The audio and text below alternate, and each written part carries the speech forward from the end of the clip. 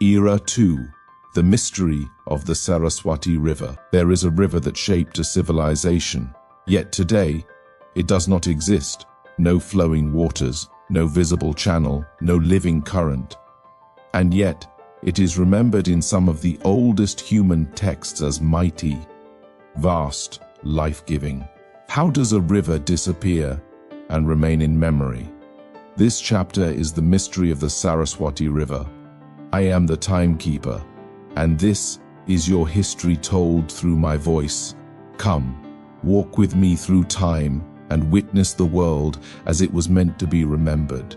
Now let's open our book of wisdom and I'll show you the full disclosure of it. Segment 1, where we stand in time. We remain within the timeline of the Indus Valley civilization, roughly between 3000 BCE and 1500 BCE. But alongside the Indus River system, there are traces of another river, one that once flowed across northwestern India.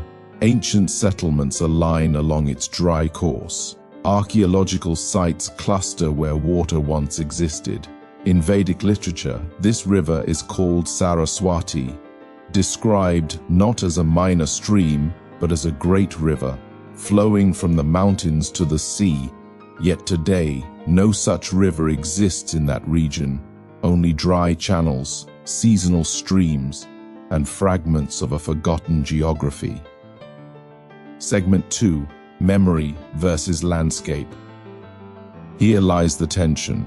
The Rigveda describes Saraswati as one of the most powerful rivers known to its composers, but modern geography shows no river of that scale. So which is true?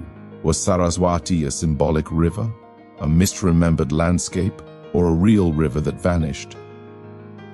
This question sits at the intersection of textual memory and physical evidence, and for decades it remained unresolved, because memory persists, even when landscapes change. Segment 3, Clues beneath the surface. In the late 20th century, a new set of tools began to reveal hidden patterns: satellite imagery, remote sensing, geological surveys. These technologies uncovered something unexpected. Beneath the dry plains of northwestern India runs a network of paleo-channels, ancient riverbeds buried under sediment. These channels align with the path once associated with Saraswati. Further studies suggest that rivers like the Sutlej and Yamuna may have once flowed into this system before changing course. This would have created a massive river network capable of sustaining large settlements. The river may not be gone, but transformed. Segment 4, A river that faded, not vanished. Geological evidence points toward a gradual process, not a sudden disappearance. Over thousands of years, tectonic shifts altered river paths. Monsoon patterns weakened, tributaries diverted elsewhere. The once mighty river began to lose its source, its flow reduced, its channels fragmented. Eventually, what remained was no longer a perennial river, but a seasonal one, and then even that faded, but the settlements along its banks remained. Sites across the Gagahakra region show dense human habitation. This suggests that the river once supported life at scale, until it no longer could. Segment 5, Civilization follows water. The story of Saraswati forces a reframe. Civilizations do not rise randomly, they follow water. Where rivers flow, life gathers. Where rivers retreat, life disperses. The decline of this river system may have contributed to the gradual shift of settlements toward the Indus and later the Ganges basin. In this sense, the river did not just sustain civilization, its disappearance reshaped it. Geography becomes destiny. Segment 6, The river that became memory. By the time later Vedic texts were composed, Saraswati had already diminished.